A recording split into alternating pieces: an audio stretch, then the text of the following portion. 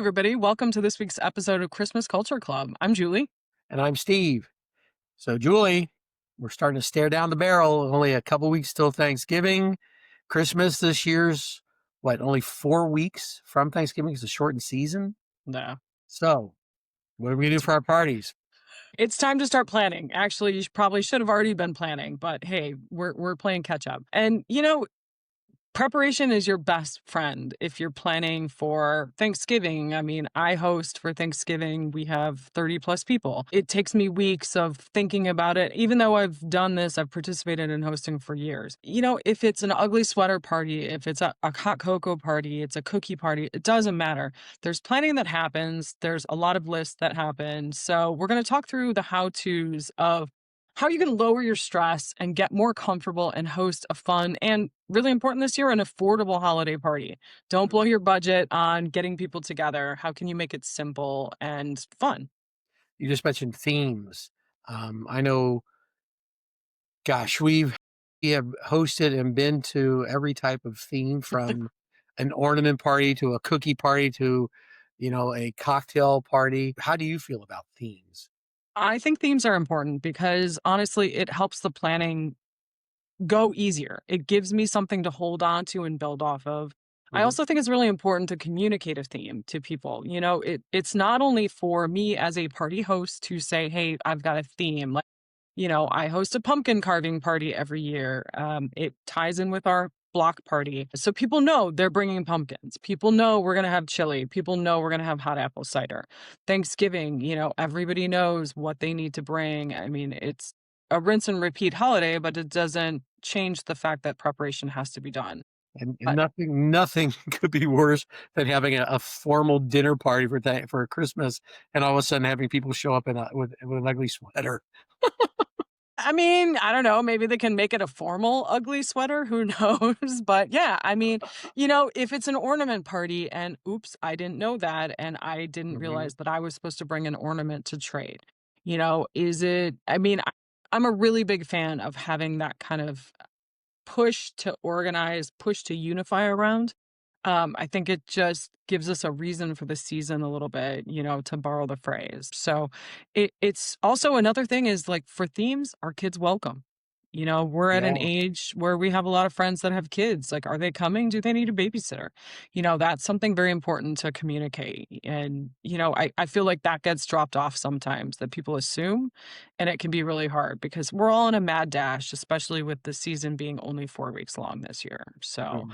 Yeah, but, it's interesting. Julie is much more of, an organizer. She does, and I respect and love that about you, but we are more party jazz. We throw out a theme, and then it's like, "Okay, now what are we gonna do?" I And like it. I mean, both work, absolutely, but I get it. I think if you've got something set up and people know what to expect, it's wonderful. Yeah. And So how do you invite people? yeah, I beat you. Go for it. I was just gonna ask you how do you throw out the invitations? So I have to say, I mean, for years and years, I've been relying on Facebook and it's a Mhm. dying social media. It's not as effective as it had been for understanding events. So that's a challenge. I actually started using paperless post. They do an online version that also can be used in text message form, which to me, text message is how I want to communicate. And I'm also divining or no, sorry, designing a lot of invites in Canva and then sharing them out. But the problem is people don't RSVP. God love you. It just does not happen. Pretty much I send everything out. Just let me know if you can't make it. And I always am preparing for more people than not. Like this, I just hosted this pumpkin carving party. I thought maybe 10 people were coming. We had 40.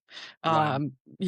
Thankfully, I am of the camp that there is no such thing as not over preparing food. And especially with the type of party that it is, I can prepare and, I had stuff frozen. So, hey, I'm having a run on the chili. I can add more chili. But that's way difficult if you're dealing with, like you said, a formal dinner party or something that's a little bit more fixed. I haven't hosted a formal sit down dinner party in years. I used to actually do them pretty frequently. I enjoy them, but you have to know who's coming, and that takes Yeah. a lot of coordination. Yeah, I think you're right with, Facebook. So often you put the for a while, it became standard, right? Mhm. People stopped mailing things and they went, "Oh, this is so easy. We'll throw it out on Facebook." You put the invitation list, they respond, maybe, yes, no. You watch that, and I think you're right. Over the last couple of years, people's responses and the response rate to Facebook is fallen off.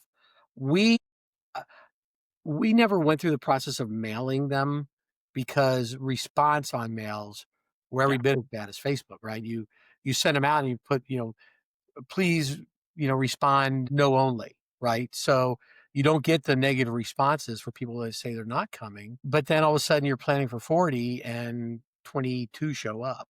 Mhm. It I think that's probably the biggest difficulty in hosting is you just never really know, which makes the planning part all the more important so that, you can have a plan for 40 and if 22 only show up, you're still able to keep things flowing and keep it Mhm. interesting and busy, for people to participate.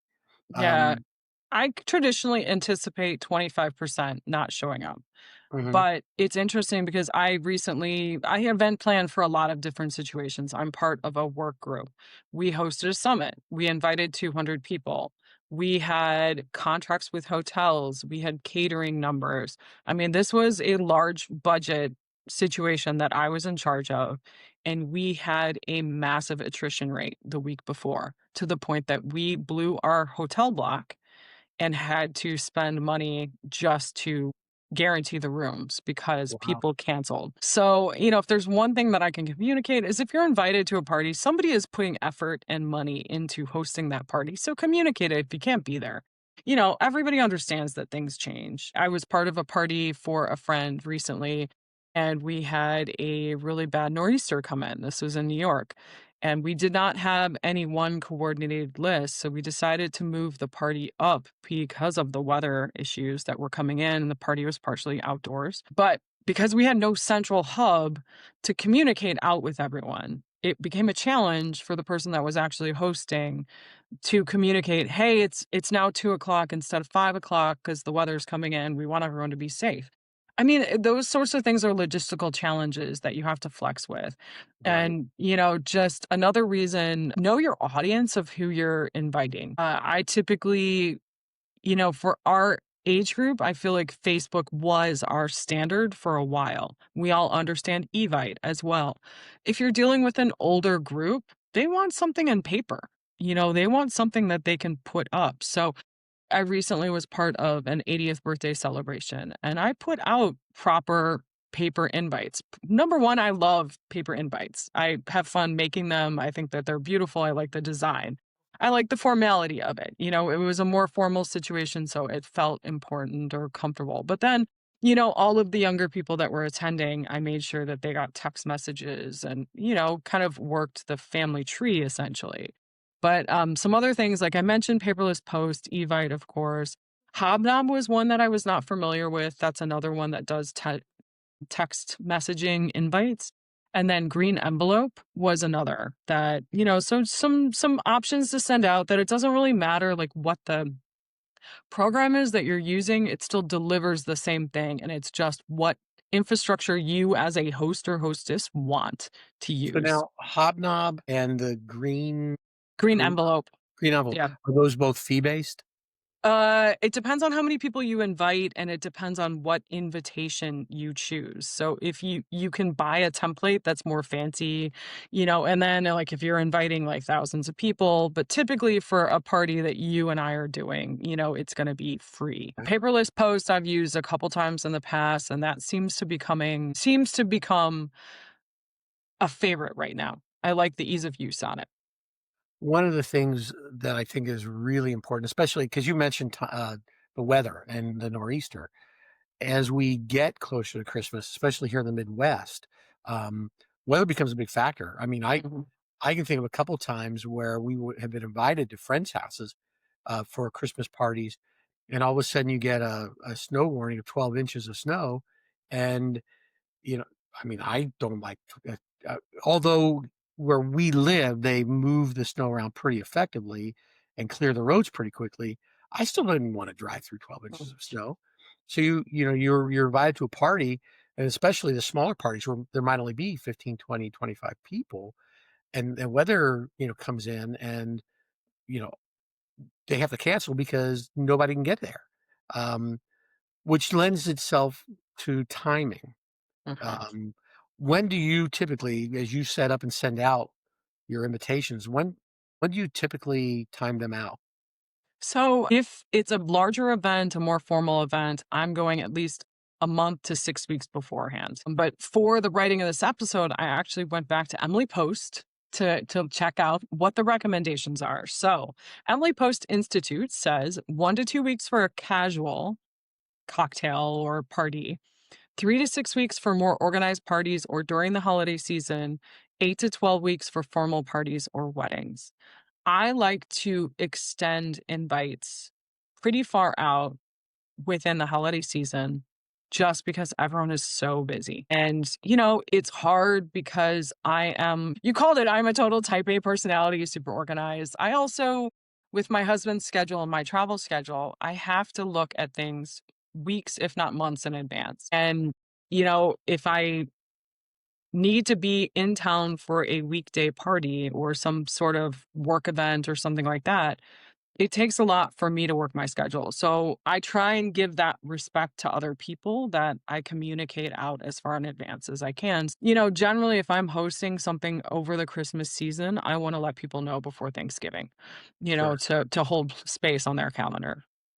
I think getting the right date is essential too. Because the closer you get to, unless you're in a situation where every year you have a party the week before Christmas week, and people know that and they understand, and you're going to do it.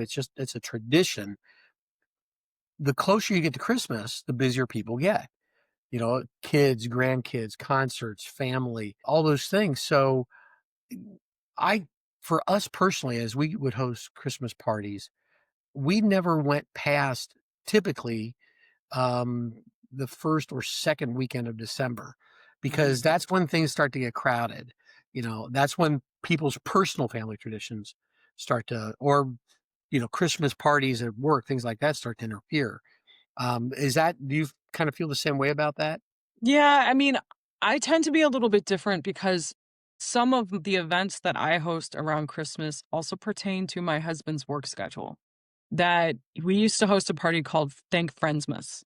And for 7 years, Ryan worked on Christmas and I'm sorry, Christmas and Thanksgiving every year, just the way that the calendar worked out until we hit a leap year and he got off the schedule because his schedule is set from now until the end of time. So we started hosting and it was based around shift days for firefighters. That for me, it's hard because I work a traditional Monday through Friday job. I mean, granted, I travel for work, but still, and then I'm married to somebody who works every 3 days. So it makes things a little bit weird. So we were doing Christmas party for our friends and family a week before, a couple days before Christmas, because it was a time when Brian could be present. So I kind of blow that out of the water, but typically I also like to host after Christmas. I really like the Saturday after Christmas, and I've hosted a couple parties then because it's kind of no man's land. Like the big push has been before, Yeah. and everybody's fighting for space on a calendar, especially like the past several years. We're in a really shortened cycle of time dates between Christmas and Thanksgiving. So I really find that the Saturday after Christmas is a really good day. Sure, people travel, but Yeah, I mean, most of the time, from Christmas until New Year's, if they're Mhm. traveling back and forth, that's one thing. But if they're at home, I think you're right. It's kind of that quiet time where people defrag. And if there's a weekend where people can get together, it's great. There used to Mhm. be, and I won't mention names, but when I lived in Northwest Indiana, I knew a person who I think almost every year, they would do exactly what you're talking about, and they made it a white elephant Christmas party Mhm. where people would regift they would wrap and regift their least favorite Christmas present, That's which is a awesome. terrible thing. It's a terrible, terrible It's thing. Of not course, people terrible. do It's forget. recycling. It's green But friendly. and I think people would go out and actually buy really bad presents just to take them to this party. Um, and there I have You see this? This glorious piece of magic unicorn, black onyx plastic unicorn? Mhm. This was from one of our Thanks Friendsmas parties. I keep it on my desk. This was the white elephant gift that we did, and it literally cracks me up, and it brings me instantly back to this time. It sits directly in view on my desk. That's funny. So, 100% love white elephant parties. I think it's Yeah, fantastic. I love actually that timing of after Christmas. It makes perfect sense. So, sure. all right. Alright, let's get to the really good part. I Let's talk know about what the the thing that food. we both love, The prep and food. planning. Yes, Oh, the food. All right, you talk about it. This alright, is so one of the things when we host, you wanna make it easy, right? You want early on, when I was a very, very young man, we would host Christmas parties. I would go all out. I'd do roasts and all these other things, and I spent most of my time in the kitchen just making sure food was going, and, your responsibility as host is make sure everybody has a good time, but you are at a party that you are planning, so you wanna have a nice time too. So I think as I've gotten older, what we have found is that we try to make sure that food is plentiful and that it's very that there's a lot of variety. For us, we tend to do things that people can make like sandwiches out of, or a nice protein base, but then a ton of appetizers. Mm. And you actually have some numbers on recommendations for things like appetizers. Yeah, because I mean, I come from a big family and routinely serve food for 30 people. So for me, I don't think much about what serving sizes are. And I just know this is what the McDonoughs eat. This is how much I have to prepare. So it really, in the context of this, I wanted to actually see what the experts are recommending. So 3 to 6 pieces of appetizers per person. I think that's pretty accurate, and I mean charcuterie boards and like the whole concept of that kind of blows it out of the water. It's not Right. necessarily individual pieces, but 6 to 8 ounces of protein per person. I think that might be a little heavy, especially if you're doing heavy appetizers, but again, that's probably a more standard entree. 1 to 2 pieces of dessert a person. I completely disagree with this. I think people eat more than Mhm. that, but I tend to try and make bite-sized desserts. Yeah, we we always make sure we've got a lot. Well, let me pause for a second because when we're making our food, one of the things we'll talk about a little bit are drinks. Shannon and I stopped drinking about 3 years ago. We decided that it just wasn't something we wanted in our personal lives anymore. But that doesn't mean when we have parties we don't have alcohol available for people. So as we're putting our food together, one of the things we're trying to think about is what can we do, and by way of food, that can allow people to drink, but not necessarily, overindulge. And we always keep an eye on that too. So we tend to be very heavy on proteins because it slows the metabolic absorption of alcohol. And we also try to have, complex carbohydrates. Sugars are a simple carbohydrate and they tend to, you know, help facilitate getting a little tanked. So we do have a lot of desserts, but we'll make sure we have a lot of protein, a lot of meats, and then things that go along with it. When we sit down with appetizers, one of the things that we try to do, or finger foods, because most of the parties we throw these days are finger food based. They're things where you can carry around a small plate, pick things up, dump that small plate, get another small plate, and Mm. just go back and forth and back and forth. And I'll prep. I typically if we've got 20 people coming over, I'd like to have at least a variety of 10 to 12 different appetizers. And I'll make 6, 7, 8 of them, something like that. But it's amazing the quality of appetizers you can buy these days, Yeah. frozen appetizers. And so, we'll have a half a dozen different varieties of those or more sometimes. And we always have plenty so that for some reason we've got a party that's going late, or more people show up than we had thought would show up. It's real easy if you start to run low on some of the prepared foods you've got to go to your freezer and grab, 2 or 3 or 4 of those extra appetizers, pop them in the oven and keep the party going.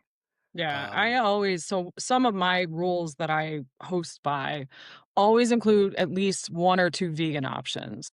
mhm. I have several vegan friends in my world and a fair amount of vegetarian friends. So it's something that I'm always very cognizant of, whether there is something that can be portioned off that's vegan or that is standalone vegan, just to give that ability for somebody to be at a party and eat. I also have people that are health conscious, that are watching calories, that are watching diabetes situations. So I try and be very, very aware of that. There's almost always, I always do veggies. Usually veggies and hummus is just a very, very filling, easy to make. And I mean, homemade hummus is one of the easiest things on the planet to make, and you can customize it. Trader Oh, Joe's, great. I love Yeah. for frozen appetizers. That's my sneaky spot. I actually should probably go over there soon and buy things before they get sold out. Costco too. Yeah, Le they've been getting I better. I was amazed last year when we had our party. We happened to be going I was going to Costco, for Thanksgiving because we decided to do, filet. We It's a Mhm, turkey. And I was walking through the frozen food section and just looking at a couple, so we got 1 or 2 things I get. There were more, a couple dozen, and I thought, "Okay, I'll try a couple of these things." And there were some great ones, and to your point about vegetarians and vegans, they had some amazing vegan mhm, options for appetizers, and their hummus. Sam's Club has got fantastic red bell pepper hummus mm, that it's wonderful, and, you get the packages of naan, the mhm. 10 big naan packages where you don't have to make naan that taste like it's restaurant made. Yeah, I mean, prepared appetizers, Trader Joe's, Costco, those places, I think they are a wonderful assistant to a party host. Yeah. I think you should always plan on some of those. Yeah, because what I try and do is like you, I try and balance it, that I'll have a couple that are prepared. I almost always now do a charcuterie tray, but I try and keep it from getting elaborate because my goodness, it's expensive. So You never think about that, but then you go, "I got $100 right here." yeah, I'm lucky that I live near some really great ethnic grocery stores, so I can go and Mhm, get, salamis and things like that. It's pre-sliced, super easy. I try and keep it simple. I try not to fall trap to like Instagram that this is not a photo shoot. Sure, you want it to look cool. People eat with their eyes before they even touch it. So I want to make sure how I present things. But charcuterie boards are one of those things that, man, you can go down a rabbit hole and suddenly you're $300 in and, you're feeding half of your group. Um, mhm. Other ones that I love from Costco, they have, Phillips mini crab cakes. Those are Oh, yeah? fantastic. They are very, very good. I lived in D area in Maryland for a while, so I am a crab cake connoisseur, and Mm, Phillips is the brand. They're good. They have vegetable pot stickers that are really good, come with a dipping sauce or just a sweet chili sauce. And it's just trying to think about like what can you serve that can stay room temperature? What am I serving that has to be maintained? Deviled eggs are a super big hit. It doesn't matter. A couple years ago, we threw a 50th birthday party for a friend who was a bourbon fanatic. Everything uh-huh. was bourbon themed. And we did a smoked pork belly deviled egg Mm, that was fantastic. And that was really, really good. People still talk about that. So, oysters, I mean, I have a group of friends that love oysters. There have been situations where we've got a connection to a wholesale fish market and we've just actually done oysters. It's not as expensive, it's pretty easy to do. I love the mhm. shrimp tray from Costco. That thing, people fall on that like they're going to kill themselves on cocktail shrimp. Yeah, I watched a friend of mine, we were at a birthday party, and actually a friend of ours, and, an oyster or no, sorry, a shrimp tray was brought out, and it was probably 2 pounds of shrimp, moderate size shrimp, and I think he himself must have eaten half of that tray. I'm going, "Whoa."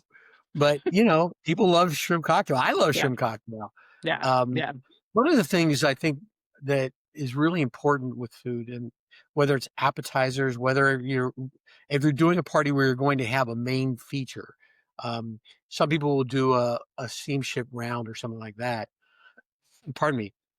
And they'll bring that out and they'll slice it and have it apart. Things like that are cool. But I think it's always really important to stage the Mhm. appetizers. so that you don't blow the wad and you have everything out. And then, it's sitting there for 2 or 3 or 4 or 5, some of our Yeah. friends 6 hours later. Yeah.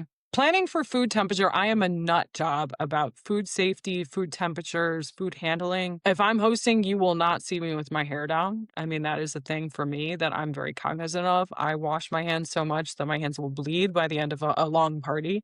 I'm very, very, very painfully aware about all those things. I take it very seriously that I invite people into my home, that I am sharing food with them, and I do everything possible to make sure that I am paying attention to food safety temperatures, what temperature I'm serving things at. And one thing that I've done the past 2 years, I have these heating mats. They're silicone Mm, mats. They're kind of like a heating pad that I put onto our island.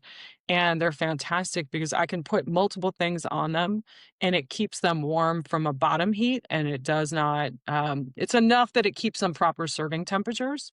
So right. those have been a really good investment. I was a little dubious at first because it was totally like I think it was an Instagram chase that I founded the first year. And I was like, I wonder if this will work because that's always been a challenge in serving things. I mean, again, I'm typically serving for 30 plus people and trying to time it that you're getting everything onto the table at the same time is challenging and it takes a lot of practice. I mean, I Sure. hosted my first kind of cooking based party when I was 17 and I screwed it up bad, like I think we Well, busted into the cake first, but like when you're that age, nobody cares. So, I mean, sure. yeah, like 30 years later, I know how to do it because I have a wealth of experience behind me, but for people that are just We starting out, it's hard. Yeah, we actually I have 4, I think, 4 commercial chafing trays that I Mhm. bought from Sam's Club or Costco, and they're both the doubles where you've got the little heating oil things at the bottom, and, they are fantastic because, you just close off one of the heating elements and let it cool, or you only keep one of the 2 or 3 lit to it's got water in the bottom, which it warms, it Mhm. keeps it warm and helps to facilitate a little bit longer open time for the food. So, Yep. Yeah. Let's see. We got lost because both of us, this so is something we really do a lot and we're both really passionate about. I well, one of the things we were talking about was, you were talking about with timing to serve, working back. We were talking about you and I before we got on. We're talking about working backwards. How do you plan backwards Mhm. from how you want it to work and how when you have to start. Yep. So, Yeah, and um, that, set a time. I mean, I figure, okay, Thanksgiving is a perfect example. It's something that I've hosted a lot, many times. We eat late on Thanksgiving. We eat generally at 6 o'clock. People start showing up at 4. That 2 hour appetizer window I feel is appropriate. I know that realistically, I am not going to have everything on the table until 6:30. I try and hold firm to that time. Because I don't like eating super late. I'm trying to slide it a little bit earlier as we go. It's, you got to be cognizant. I mean, again, I live in a world where we have a lot of people that work unusual hours and, can't stay late to parties. So it may be that they're coming for dinner. And then, I've got doctors, I've got a ton of first responders in my world. So they have to be at work at 6 o'clock the next morning. So, eating sure. at 8 o'clock might be civilized in other places, but it's just not realistic for my world. So I know how to play to my audience, basically, is what I'm saying. I think it's also really important as your guests arrive. I mean, you're not going to have everything up and out when people are coming because on typical parties that we've had, you set a starting time at 7 o'clock, and people you might get 1 or 2, and then people start meandering in at 7:15, 7:30, Mm, and by 8 o'clock, most people are there. So I think it's really important that as, you're prepping food or getting food ready, you wanna have food available, but like we said a little bit earlier, you don't have everything out, which means you're gonna be working a bit, and I think it's really important that while you're still working and getting things set up, that you have things for people to do. mhm, If they're the sort of people that, they are also food people and they like prepping and they like doing things, have simple tasks that they can help with you that you can assign to them, they can get it done, that you can trust them to do so that they feel like they're contributing. For people mhm. that don't wanna do that, maybe have them something going on in one of the other rooms or something outside of the prep area. Yeah. so that Everybody always coordinates or eatable. always in the kitchen. So Mhm, I put the bar elsewhere. I put drinks in one area, I put appetizers in another area. I make sure, this time of year, football is a huge draw. I make sure that there's football on at least one TV somewhere in the house so that somebody can go park there. Another thing that I've found over the years that's helped a lot is I go through, and we'll talk about this in a few minutes, but I pull out all my serving dishes the day before and put post-it notes on them, what dish that serving dish is going for. And that mhm, makes it easy for whoever does wanna help. "Hey, go grab me the stuffing serving dish. Go grab me, the gravy bowl." mhm. Whatever, and they're all in one place, they're all laid out. That, at my family, it's always, "Okay, it's time to set up the folding tables." Mhm. We always have such a big crew that it's like, "Okay, quick, like, let's change over, we gotta put, space for people to sit down and eat at." So Yeah, that people know that those people are on the crew to get that done. there may come a time when I have those sort of goals for that type of organization. Ours typically come down to my wife going, "Hey, do we are we pulling out the fancy paper plates or are we using the regular ones?" Nice, nice. Those those are the type of Christmas parties we serve. I mean, for formal affairs, we pull out the good stuff, Yeah, but yeah. Do we have enough Christmas themed paper plates? Yeah, we do. They're back in the that sort of thing. But so exactly. leaning from food, let's talk about drinks, whether Yeah. alcohol or non-alcohol. What do you do about that? So, my husband makes a mean old fashioned. He is a bourbon aficionado, so we are a bourbon house. He smokes them, so it takes a lot, Yeah, and for Thanksgiving especially, they're incredibly popular. So we started doing batch cocktails. We have yeah. batch cocktails that we keep in the freezer easily at hand. We do set up our bar outside, actually. I mean, I don't live in a huge house, so set everything up on the either on the deck or outside the back door in an area that we have, because then it eases pressure. Everybody's not crossing through on the or through the kitchen. But yeah, he does a batch old fashioned that he will individually smoke if people want it. I've done batch Cosmos before. I think I might do actually batch espresso martinis this year because it seems to be the popular drink of choice. But man, New York Times has just a slew of batch cocktail recipes. You can really find them. Just Google it. It's Do they're you around. about how many so if you're doing something like that, how many variations will you put out? I typically try and keep it to only one. Okay. I mean, we do have a lot of bourbon friends in our world, so he will always do old fashions. So we've always got that. If I'm in a cocktail mood, like for Thanksgiving, I do mulled hot apple cider, and we have a bottle of rum next to it that people can add rum if they want. There you go. There's your two options. For Christmas, I will typically do like Cosmos because I just enjoy them.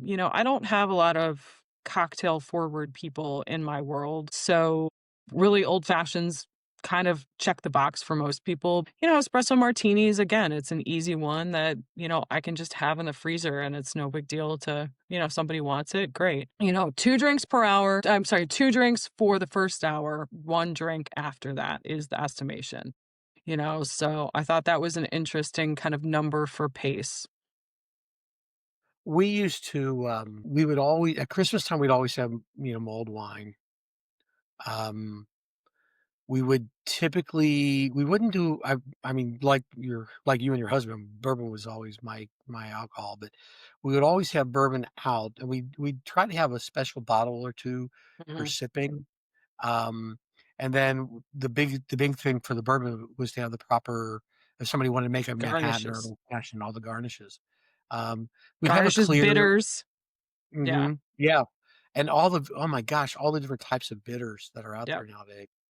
And nothing worse than having somebody go, "Hey, I'm gonna make an old fashioned. Where's the bitters?" And you go, Yeah. uh, we'd spend the $27 for the high end cherries. Yeah.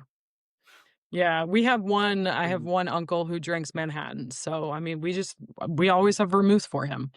mhm. We do actually a nice hack, so Luxardo cherries are fantastic, love them, great, awesome.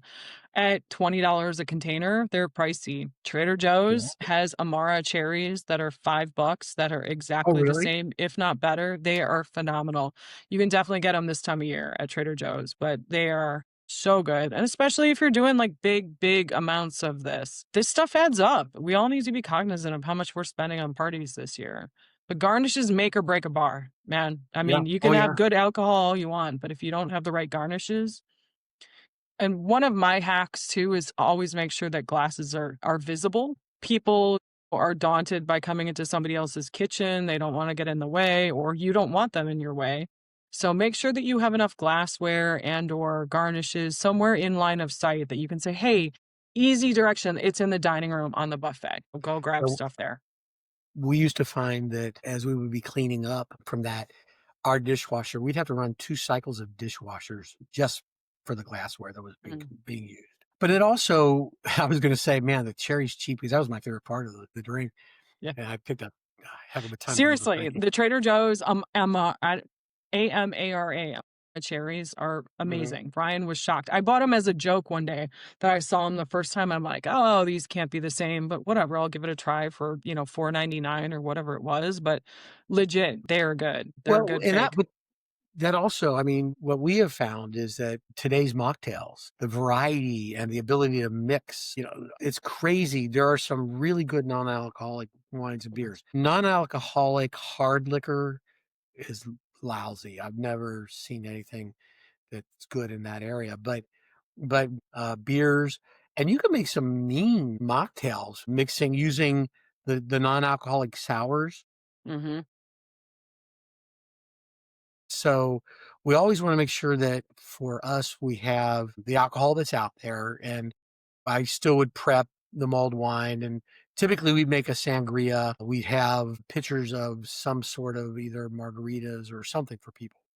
But we also would have everything out to make mocktails along with cards describing how to assemble them. Yeah, Because, I have some of the big glass dispensers, and I will always do one punch that's non-alcoholic. And I mean, my God, people go nuts for the orange sherbet punch. I mean, come on.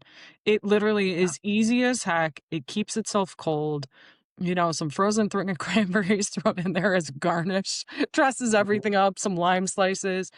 But I've made that, I do let me think about this. Cranberry juice, Sprite, pineapple juice, yeah, and sometimes orange sherbet, sometimes not, and people love it. I also now always make sure I have sparkling water of different flavors because I think a lot of people, number one, if you're drinking, a lot of people mix that with vodka and just make an easy cocktail that way. End of story. Low yeah, calories, all good. But then for mocktail drinkers, it's really like they can have that kind of feeling. They can put some garnishes in it. You could throw some bitters in it. It makes a really good base for a mocktail. So sure. again, just like how I'm being cognizant of like dealing with my vegan friends, not dealing with it makes it sound bad, but just being cognizant of having them be welcomed to the group, I'm very welcoming to mocktails as well. And I always wanna have some bar snacks, peanuts, Mhm. pretzels, things like that for people to just munch on it, especially if they're hanging by the bar, that there. So let's talk a little bit about, you had talked somewhat about decor, but you wanna go a couple minutes on that before we start to head off?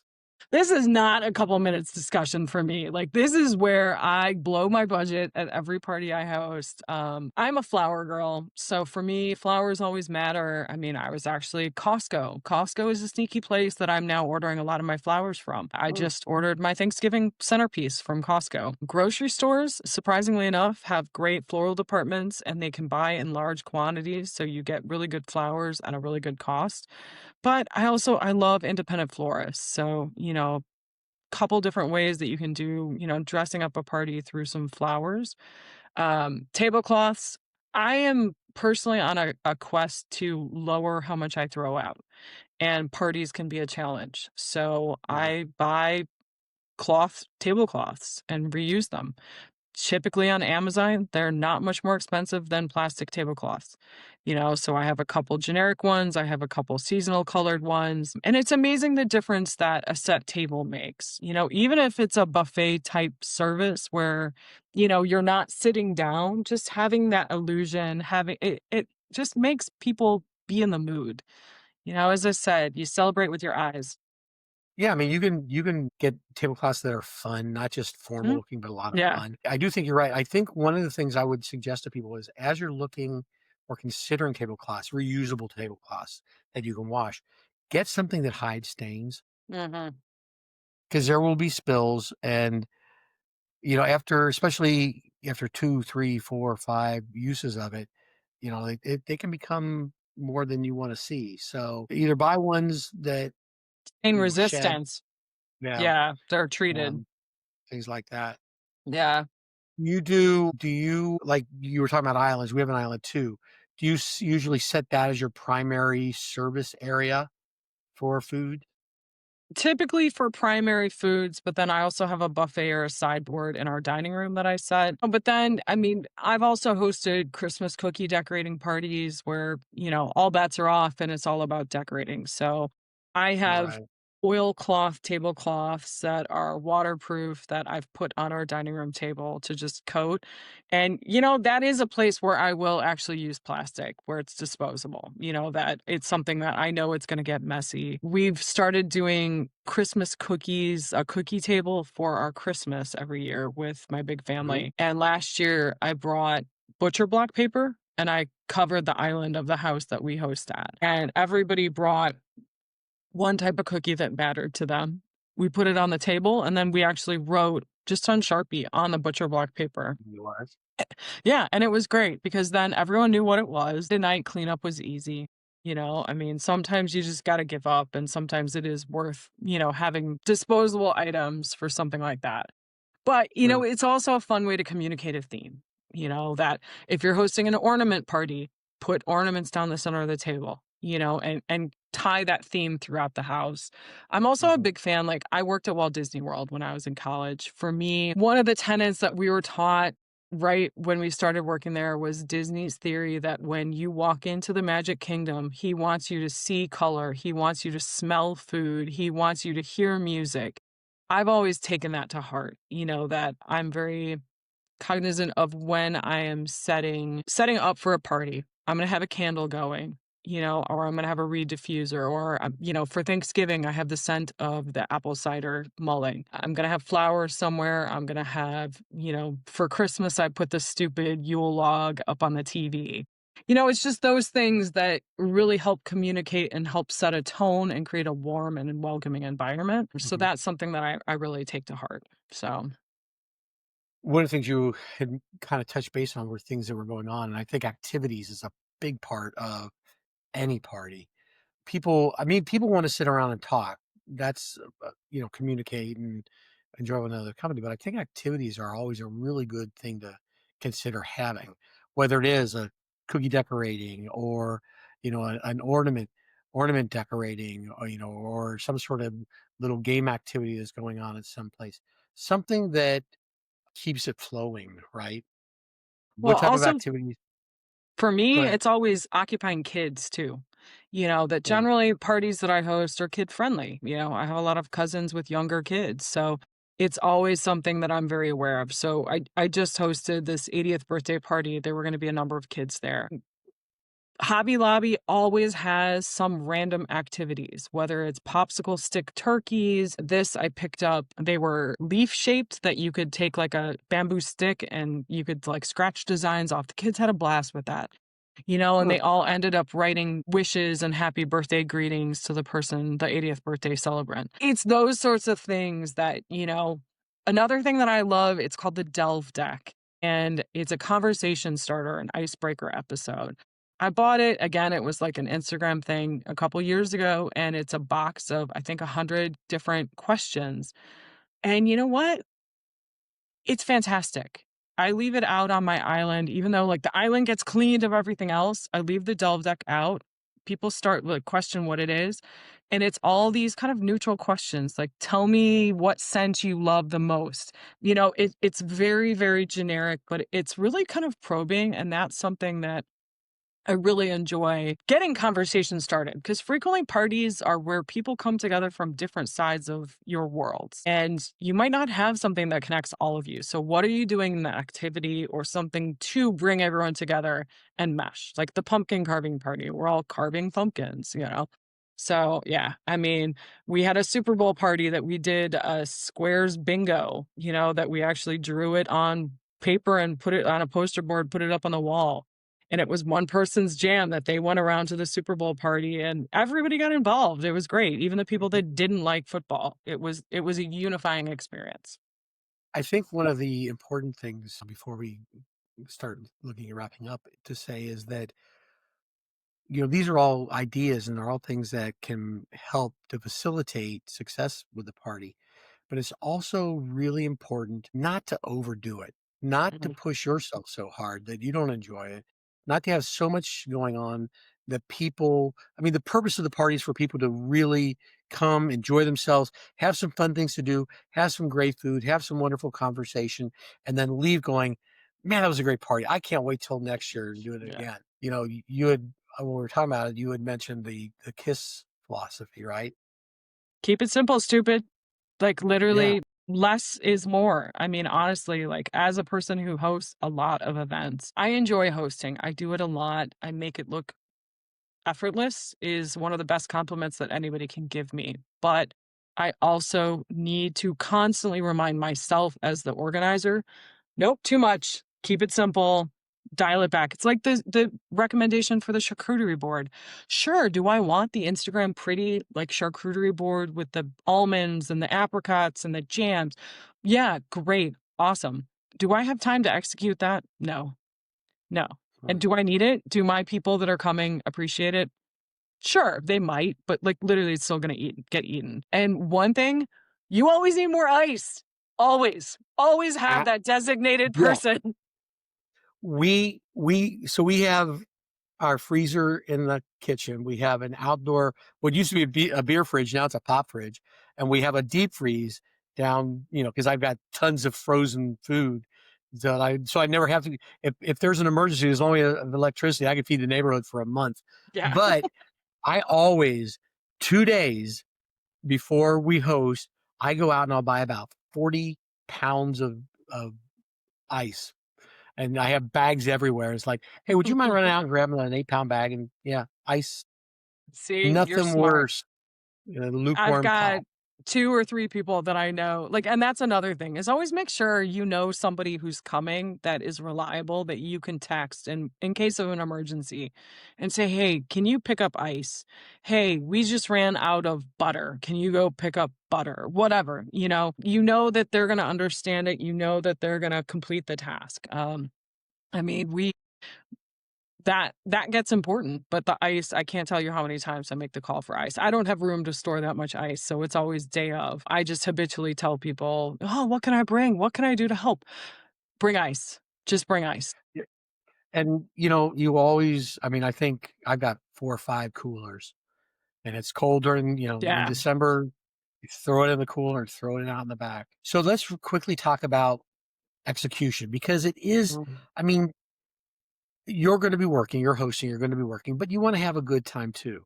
So prep and execution are essential. You wanna talk a little bit about that? Yeah, so trying to keep it simple for me, a week before I'm grocery shopping for non-perishables.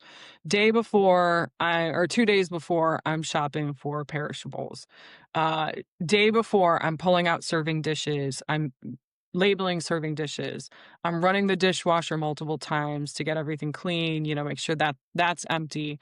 I'm Day before still I'm pulling out paper goods, silverware, I'm setting the tables, setting the ambiance. Playlists, important. Getting a playlist set up that can just run, that you don't have to worry about it. Luckily, I have a husband who's really into music, so he typically handles that. Set up the kids' activity area. Like, know that you're gonna have a place if you're having kids that they can go to, that they can do whatever they need to there. I talked about that designate a friend, talk to somebody the day before. Hey, you're gonna be here a little bit late. If I need something, can I text you? Just let them know. Day of, somebody needs to be checking text messages. I've run into this number of times where I'm cooking, I'm doing everything, I'm not paying attention to my phone, and then Mhm. somebody is actually texting saying, "Hey, what's your address? Hey, do you need anything?" And I mean, it falls on deaf ears. "Hey, I'm not coming. Hey, I'm coming late." And then all of a sudden I'm like, "Wait, where's Annabelle? Like, why aren't they here?" Start to cook anything that you can that you're doing ahead of time, put it into the fridge, put it into the freezer, and plan your oven temperatures, plan, what pots you're using for when. Clean off your workspace, make sure that you've got plenty of space to work. Another secret thing, I always have 3 rolls of toilet paper, or not, sorry, not toilet paper, Paper paper towels? towels underneath my sink because my God, you go through a heck of a lot of paper towels during an event. And I don't want to have to send somebody off to get them. I want to know, hey, go under the sink and grab a new roll. If there's a spill or something like that, ask for help. I've got one person now that I've learned that designated stands next to me in the kitchen. I have what's called a triangle of death in my kitchen. It is an area. Everybody who has been to my house knows this now with my new kitchen. It is my space, do not cross it. I mean, we're joking that we're actually gonna get, like, velvet rope to hang across it to keep people out, and it's my cooking space. It's defined by, like, the stove basically in the sink. One person So you've got stands a outside. bouncer. Really, I mean, a bouncer, but then also, oftentimes I'm like, "Hey, where's Ryan? He's gotta grab this. He knows where it is. Hey, go get my brother. It's time to set up the folding tables." So you need that person to be able to just be your running person, and then they come back and stand there and happily drink wine and chit chat with everybody else, but it's become a really effective way of, for me, managing a large crowd and managing it where I keep my sanity and my ability to walk at the end of the night, that I'm not too exhausted. Or I always have, like you, I've got kind of I have a loose idea what I want to get done leading up to the day. But for me, my day of is set up. I've got a schedule, three Mhm. o'clock this, 3:30 this, so that it makes it easier for me because I'm not then going around going, okay, what do I got to do next? It's right there. And I think if you're hosting, that's one of the best pieces of advice I could give is Yeah. give yourself a pretty good schedule. The other thing I would suggest, to your point, when you're talking about for texting, I would always recommend that as you're texting for people, that you give them, if you want to designate someone, you Mhm. give them a person's phone number in a text. It says, if for any reason you get lost, you have a problem with this, you have sickness or that, um, if you could just text this person, let us know if you need directions, they can provide that for you so that it's there. Um, and would send that out a couple times so they know not to keep bothering you. I have a funny story Um, about that. The day of yeah. my wedding, the GPS directions did not accurately pull up to our wedding venue, which was in a forest preserve. And I was Hmm. getting texts from people. Like, as the bride, there's a picture of me on the phone the day of my wedding, like, my hair's done, like, we're ready, and it's somebody like, "We can't find this place. Like, where are we going?" So, that is excellent advice to have a secondary person to know that Yeah. you can get a hold of, so, yeah. And it was an amazing wedding. It Thanks. was so much. Well, you want to party with a bunch of firemen. Oh my gosh. I'm And telling their you. kilts. Man. Hey, I All was with right. some rugby people yesterday in kilts, so it was good. Alright, so, Anyway, okay. So the party is done. You got the clean up. cleanup. It's the worst part. Always let people help. Yeah. You Or you know know, what? it's Even better, as a guest, offer to help and don't take no for an answer. Honestly, the way I let people know it's time to go home. I start doing dishes. yeah, I start cleaning up dishes, and then people are like, "Oh, he's clean." That way, I don't have to say, "Okay, get out." So, yeah. all Well, right, what's going on social media? Any chatter? tickets for stuff, I mean, people are really, in Christmas mode. All the holiday movies are coming out. Make reservations now. I mean, I'm in the throes of figuring out my holiday plans for the actual Christmas and Christmas Eve. So I'm making reservations at the moment. I've got a couple people coming to town. So we're scheduling things like that. I mean, my calendar is full. So Yeah. back to us talking about, what the lead time is that you should be inviting people to events, it's now. It's 6 weeks out, 4 weeks to 6 weeks out during the holiday season. So our next episode is gonna be about gift giving. So we're gonna talk about some of the hot gifts that are out there that we're starting to see because 'cause we're getting ready to prep for Black Friday. Uh-huh. So just start thinking about that, and, we're starting to get more active on social media, so please follow us on Facebook. We're about to do Instagram. We're questioning TikTok or not. So, all those things. But yeah, we're going to talk about what the hot gifts are this season. What do you want to receive? What do you want to give? What's important? What's your theory of gift giving? So, I think that'll be cool to talk about. So, I don't know. I think that's it for us right now. Before we head off, thanks for hanging with us. We know that this has been a kind of a long video. We appreciate you hanging with us. Thanks. We will absolutely look forward to talking to you again next week. Yeah. All right. I'm Julie. I'm Steve. We're See you Christmas Culture soon. Club. Thanks so much. Bye now.